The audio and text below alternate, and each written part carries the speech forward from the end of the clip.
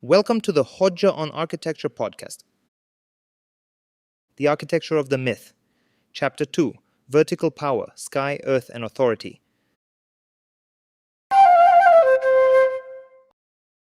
In the previous chapter, we witnessed the birth of spatial order, the movement from chaos to cosmos, from undifferentiated openness to structured distinction.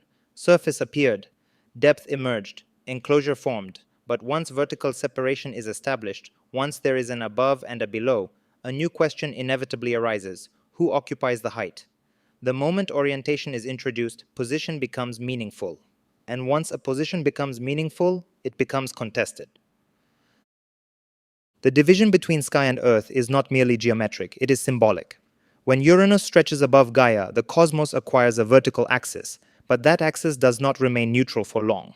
Height begins to imply transcendence. Elevation begins to suggest superiority. The sky does not simply exist above the earth, it presides over it. It oversees, it covers, it frames. The very act of being above creates the possibility of surveillance, of seeing without being equally seen. Verticality, from its earliest mythic articulation, is tied to authority. This is not accidental. Human perception associates height with distance, and distance with control. The one who sees from above sees more, the one who stands higher appears larger. Perspective itself privileges elevation. Even before architecture formalizes these intuitions into towers and platforms, mythology encodes them. The sky becomes a domain of dominance, the earth becomes the realm of containment, the section becomes a structure of power. Uranus's domination of Gaia is spatial before it is political. He covers her, he encloses her, he restricts what emerges from below. In myth, spatial control precedes governance. Authority is first expressed through position. The one who occupies the upper plane controls the conditions under which something can rise. Power begins not with law, but with placement.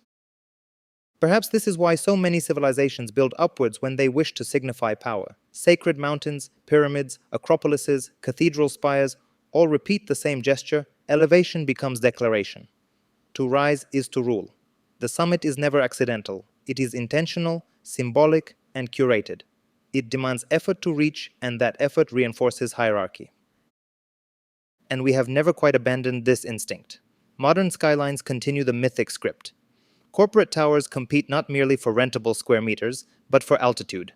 The tallest building in a city is rarely anonymous. Height becomes branding, height becomes confidence, height becomes proof. We may speak the language of engineering efficiency and structural optimization, but the symbolic dimension remains stubbornly vertical. The skyline is a contemporary Olympus, its glass facades reflecting not divinity, but capital.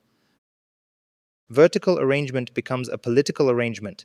The ancient Greeks would later imagine the gods residing on Mount Olympus, not in valleys, not at sea level, but at the summit. The highest point becomes the most sacred point. Access is limited. Visibility is controlled. Proximity to height becomes proximity to divinity, and divinity, conveniently, remains out of reach. The spatial logic is unmistakable. Authority occupies elevation. This logic filters down into urban form. Acropolises are placed on hills, deliberately detached from the everyday terrain of the city below. Temples are raised on stylobates, their steps creating ritual ascent. Thrones sit upon platforms. Even in secular contexts, leaders address crowds from stages. The body elevated above others acquires symbolic amplification. Architecture stages authority through difference in level. Architecture does not invent this logic, it materializes it. What begins as myth becomes a built environment. The vertical axis becomes institutionalized. The above-below relationship transforms into center-periphery, ruler-subject, sacred-profane.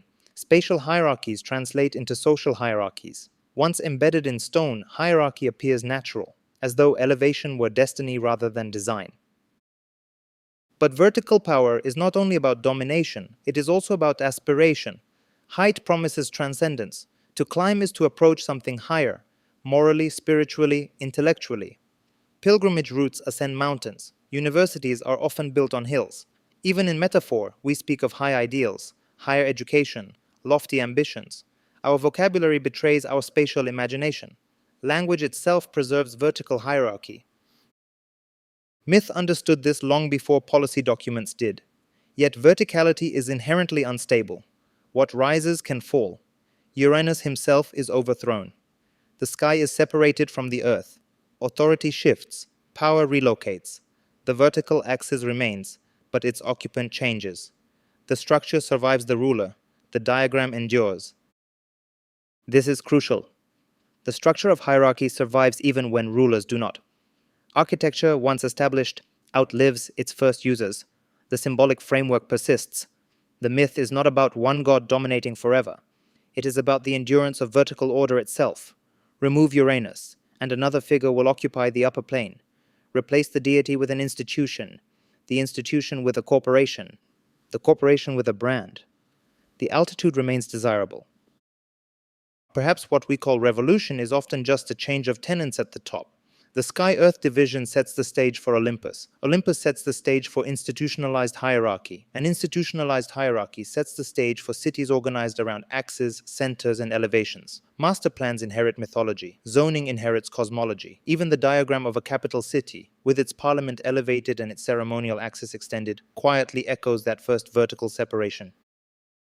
In contemporary discourse, we frequently celebrate horizontality, collaborative networks, flattened hierarchies, open systems.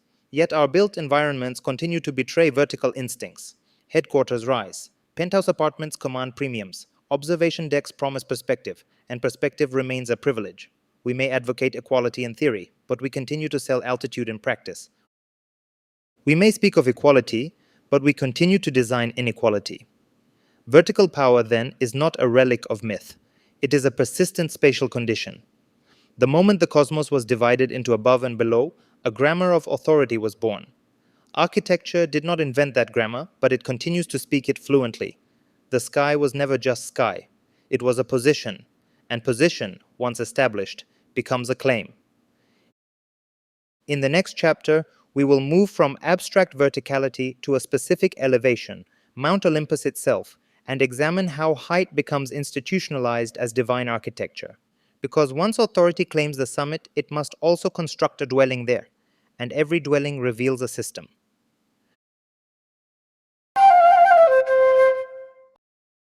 This concludes Chapter 2 of the Architecture of the Myth: Vertical Power, Sky, Earth, and Authority. Thanks for listening. See you in the next episode.